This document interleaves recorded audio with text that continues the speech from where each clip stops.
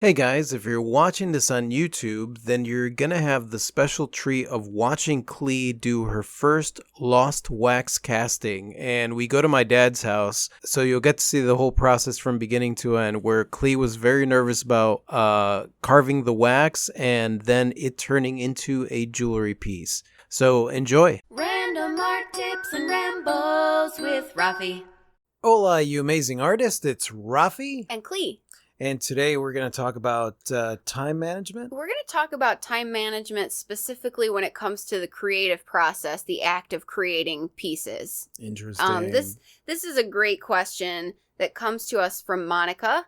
And Monica listens to our podcast, watches our YouTube vids, and follows our blog. Awesome. I'm going to paraphrase what Monica says here. But basically, she wanted to say thank you for our awesomeness and all the motivation with the videos and podcasts. Aw, thank you. Thank you, Monica.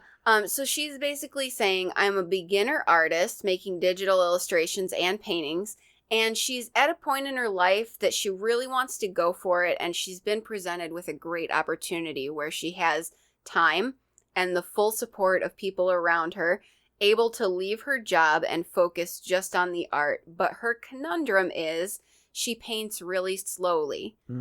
So I'm working slowly. She says, I'm working in oils, trying to figure out how to become faster at painting, but not lose the detail and quality. She does oils, maybe acrylics, and goes into quite a bit of detail. And she says, I have all the time in the world right now. I can work up to 15 hours a day per more, and motivation is not a problem.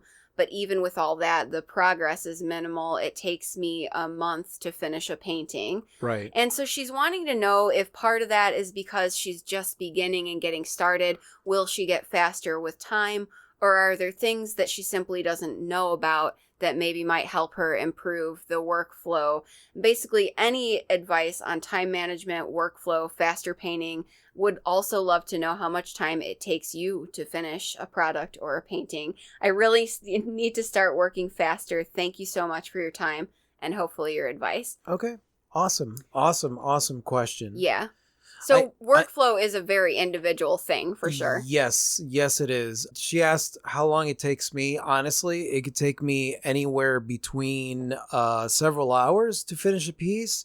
It could take me a month to finish a piece. Mm-hmm. It all comes down to how much detail and how much reworking I'm doing on a specific piece. Also, a lot of that comes down to like drying times as well. Yeah. You know, she mentioned that she was working on acrylics and stuff like that. And oils. And it's one of the reasons that I'm usually working on several pieces at once, because I understand the flow that happens with my work, which means that sometimes a piece is going to have to dry for an hour. A piece might have to dry for a couple hours before I could start adding any layers to it. And while that's happening, usually I'm working on something else. Yeah.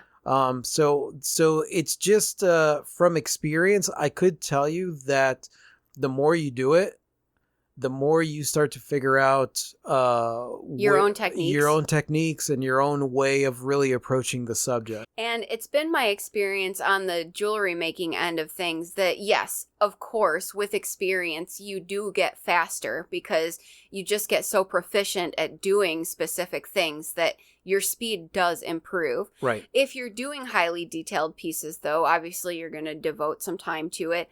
And with drying time with Rafi's paintings, that's definitely a thing. And I think it's beneficial to be working on multiple pieces, not only for that reason, but sometimes you get stuck creatively. Yeah. Like maybe you don't know what the next thing you want to do is with one piece, and then you can sort of like switch gears and change to a different piece.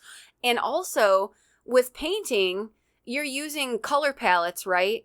Yeah. So a lot of times, like if you know you're going to do some green over here in this one painting, and then you shift gears and you know you're going to do some green over there on that one, like that in of itself can improve workflow. It's kind of like a combination of including what would be called production into the work, because you could break down a lot of the different areas of your painting based on the layering that you're doing and the colors that you're using. So it also, one of the reasons that I do that also is because I hate wasting paint. So a Hmm. lot of times, like, I'll have like some acrylics left over, and instead of like storing them, because there's only a certain amount of time that you could store it when it's on your palette, I like to use it up. So Right. I'll take it and use it in some of the other pieces. Even if you have excess and you're not sure, like maybe it's going to end up being a background layer just to use it. Yeah, yeah, and I've done that. I've done that where sometimes it's just not, the colors aren't going to work with the pieces that I'm already working on, and I'll go grab another canvas and just start something Doing a with base it. layer, Yeah. not only for the sake of not wasting paint, but one thing I talk about too, and this is a little bit production mode, but a lot of times getting yourself set up and then clean up is like a portion of your day, Oh right? yeah. Oh So yeah. if I'm gonna get myself set up to make a hammered spiral pendant, let's say, and I've got to do the setup anyway, and I've got to prep materials and get my space all ready. It's not going to take me that much more time to make 2 or 3 of them, Right. because I got to set it up and clean it up afterwards anyway. Right. So for me, oftentimes working on multiple pieces, even if they are similar, uh, is beneficial. Yeah. For improving the time. And that's where you want to take a look and see what your habits are when it comes to getting ready for, preparing for sitting down in the studio. What your habits are while you're doing it. After you're done setting down a layer, are you waiting for it to dry, and are you adding that on to your time, or are you moving on and starting on other things? How much cleanup time are you spending? How much prep time are you spending? Is your studio is it set up in a way where it's easy to just get started on a piece, or to add a certain layer on it? So like all of these things kind of happen automatically with time, because you start getting fed up. You also got to give yourself the time to be able to stare at the piece. A Definitely. lot of times you need to like sit back from the piece and stare at it and move it around so that you could gain the perspective. Sometimes you need to walk away from a piece because maybe you've just been working on a very, very detailed area, And you're kind of lost and you're in kind that. of lost in it. And then, at that point, you might be forcing yourself to be working and reworking an area. How much rework goes into what you're doing? And I mean, all of those factors play a role in it, but also don't have the expectation that your work is going to suffer, your workload is going to suffer because you're producing less pieces. Right. One thing to consider is like how much, how big are the pieces that you're working on? How small are the pieces are that you're working on?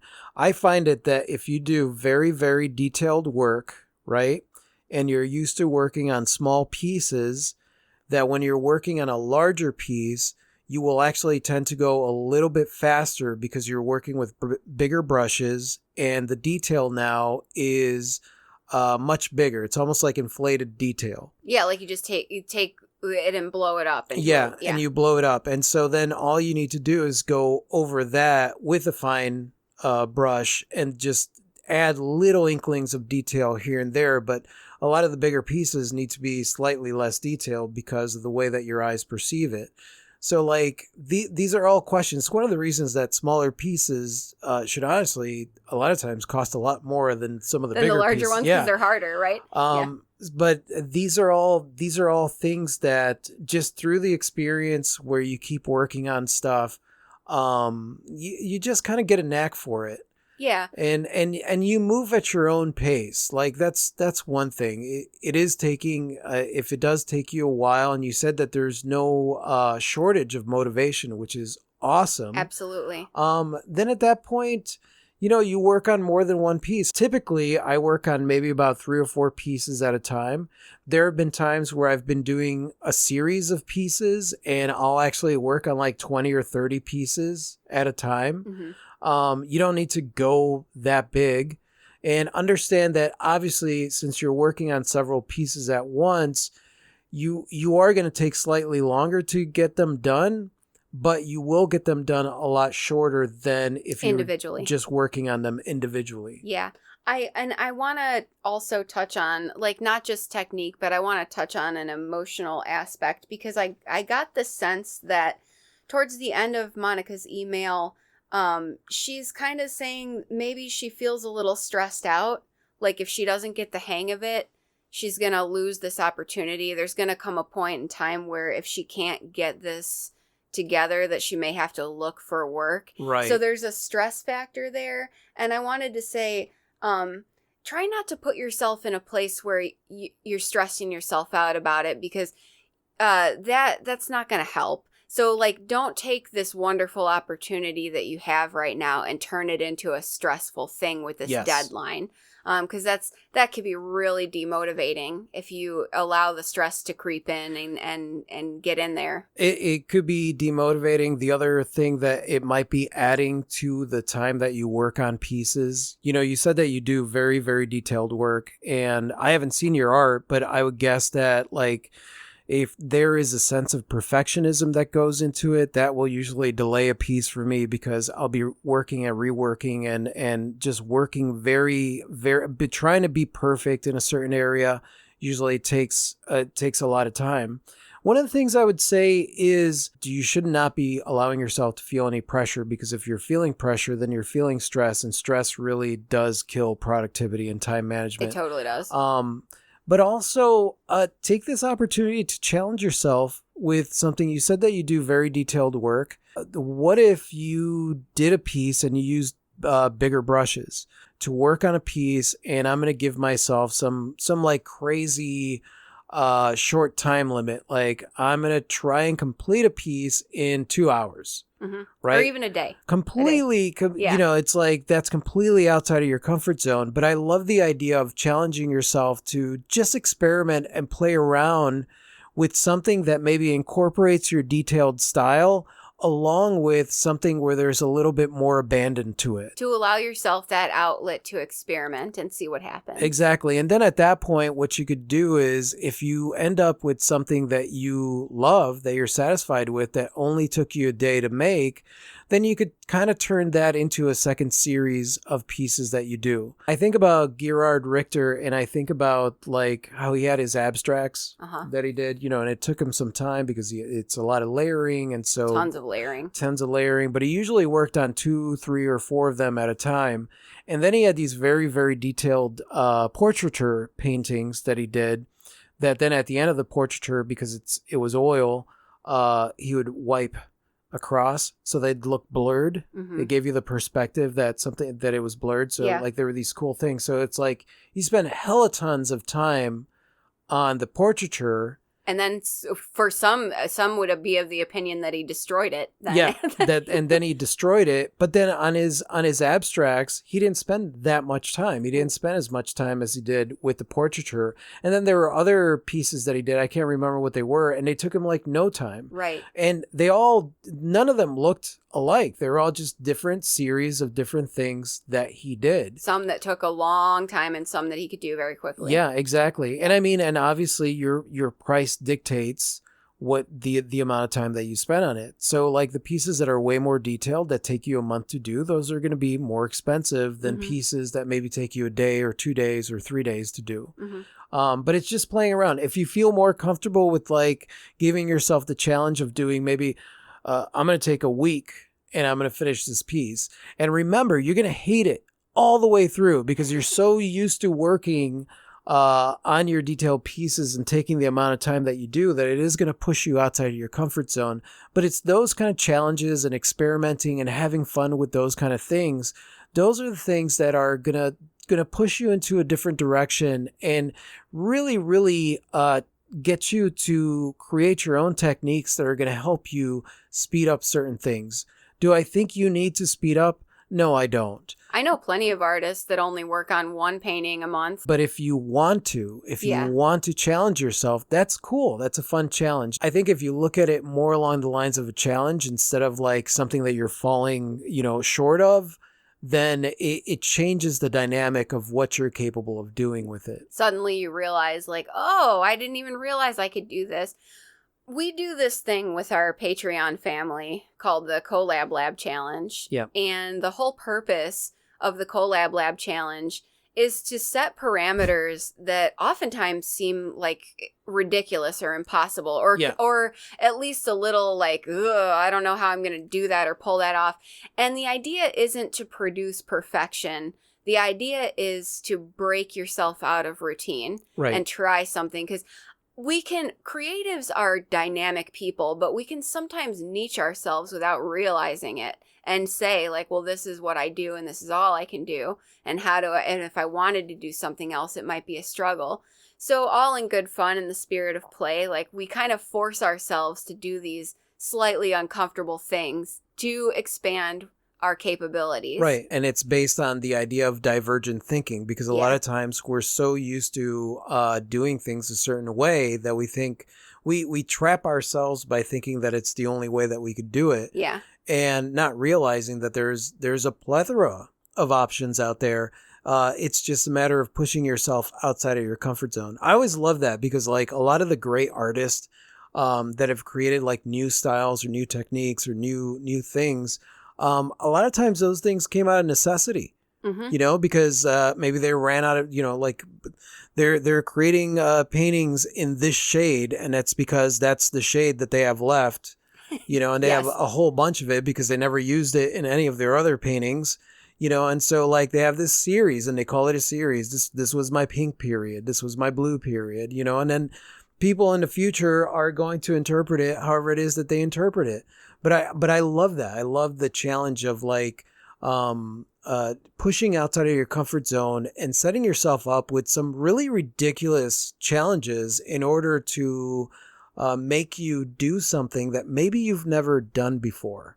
And if you don't believe that you're capable of it, I want to share like a little short story about a dress designer. Remember the story about the dress designer whose thing was that I could design a dress from start to finish in 1 hour. Yeah. Which in of itself was impressive. Yeah. People were like, wow, that's amazing. She could design an entire dress an in original, an hour. never seen before dress in 1 hour from start to finish. And they said, well, we want to kind of push that and actually see what the mind is capable of for somebody like this. So they hypnotized this designer to believe such that in the span of 1 minute, that an hour had passed. Yeah. And so they hypnotized her that an hour was going to pass in the span of 1 minute, and they set her to work on designing, and she, under hypnosis, designed a completely original dress from scratch, start to finish, highly detailed, in 1 minute, believing that an hour had elapsed. Yep. And I'm like, the human brain. That story right there is a testament to the fact that like time dilation and how, if you give yourself a month to finish something, you're going to get it done in a month. If you give yourself a week to finish something, you're going to get it done in a week. Yeah. And I've experienced that because a lot of times I need to challenge myself because I tend to give myself deadlines. Mm-hmm. And so the reason that I give myself deadlines is because I know that if I don't give myself a deadline, that the piece is going to drag out. Right. So, and the thing is that my deadlines are flexible. So like if I don't actually make it on the deadline, the fact is that I know that I'm going to come really, really close to it. Yeah. And then it might take me another day to finish it or whatever. The reason I do that with the deadlines is because I know that if I don't do it, you could drag it out indefinitely. Yeah, I could drag it out indefinitely. I can say that too from personal experience. I once had a commission that took me close to a year from concept to completion. I could have done it faster, and yes, it was highly detailed and very complicated and super scary, so it was going to take me a long time, but it didn't need to take a year. It took a year because I would work on it and then like walk away for like a week because I just couldn't deal with it, and then come back and whatever. Right. And it wasn't until I actually told the customer towards the end, like, okay, it's going to be done this day. Then I kicked it into high gear. Yeah. And made sure it was done, and made sure I didn't cut corners or compromise or anything like that, but that I was diligent with myself. I think you said something there that's really important too, because a lot of it goes back to like your mindset. If you see somebody creating something and, a lot of times you're like assuming like, whoa, how long did it, that's one of the questions we get as artists. A lot of people are like, how long did it take you to do that? And I think for the most part, they want Like, so like it took me a month, or it took me, like that it was difficult. So a lot of times I had to like really investigate my mindset when it came to that. And the amount of work that it takes to do something, and in a sense trying to justify the amount of work that it took for something to look as beautiful as it did. Mm-hmm. And it was very, very challenging for me when it came to certain pieces that I was like really wrapped up in it and very highly detailed. And it took me 3 days. Mm-hmm. It didn't take me 2 weeks to finish the piece. It could have taken you 2 weeks, but you were, but that's not how you were working. You were just in it. Yeah, I was just in it, and that was it. And I was going to get it done, and I wanted to get it done that day. And then usually what would end up happening was I was disappointed because I didn't get it done that day. And so I was like, oh, I'm going to get it done today, and then it basically, I had set myself up to think that I could finish a painting in a day that actually took me 3 days to finish. But had I not thought that it would take me a day, it would have taken me probably a month to finish because it was highly detailed, highly textured. And what was interesting about that was that then later on, when somebody asked me how long it took for me to create that, I was almost embarrassed because there was so much detail in it to say like, oh, it took me 3 days. Right.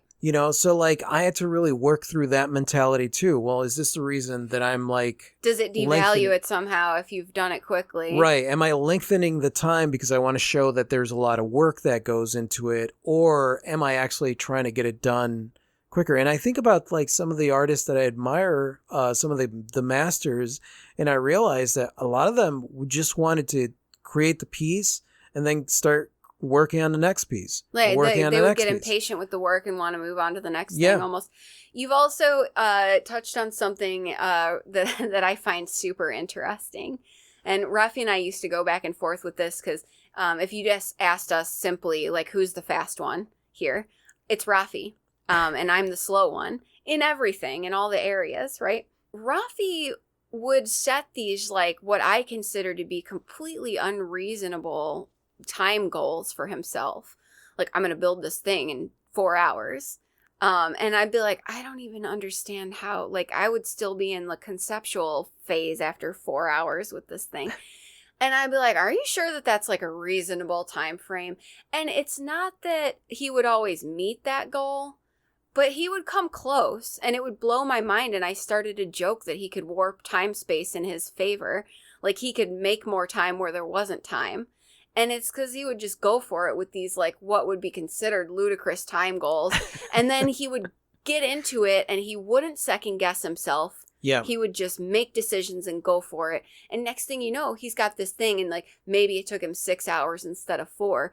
But even still, that's mind-blowing. Yeah. Whereas me, like, I could hem and haw and second guess myself with the best of them and take my time. And then I get stressed out about it, which actually...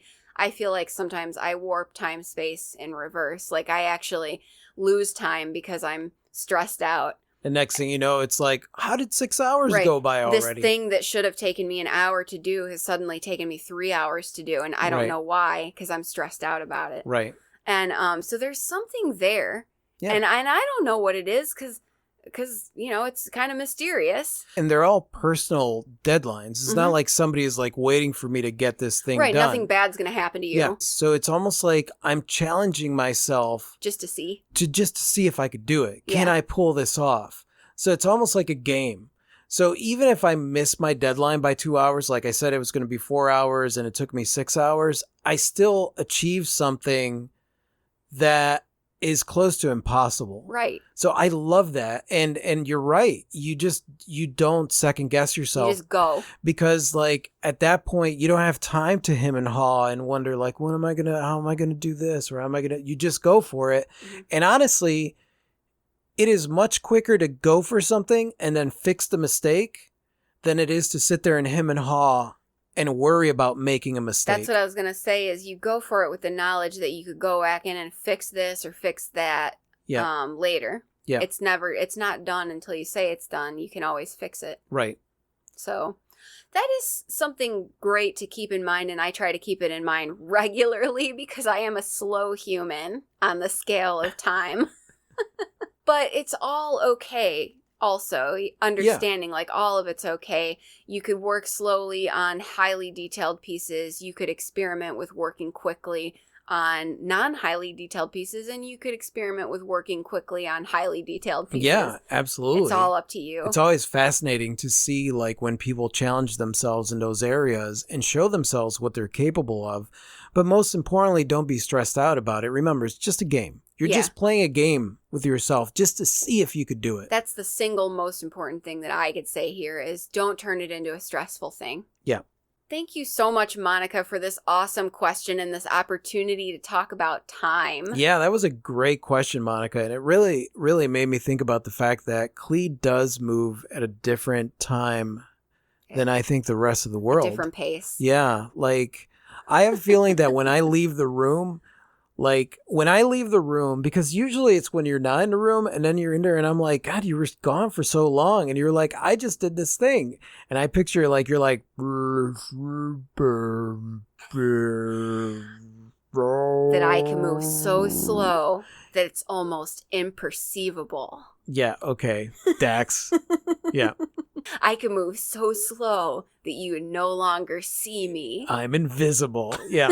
Yeah, thank you so much, Monica. That was a great, great question. And I'm curious, you guys, do you have any tips for Monica? Like any tips on how to work on something a little bit quicker, or things that you've learned or experienced, or what your thoughts are even on this subject? We would love to hear them. Just go ahead and leave those in the comment section. And thank you so much for listening, you guys. You guys are absolutely freaking amazing. I totally adore you.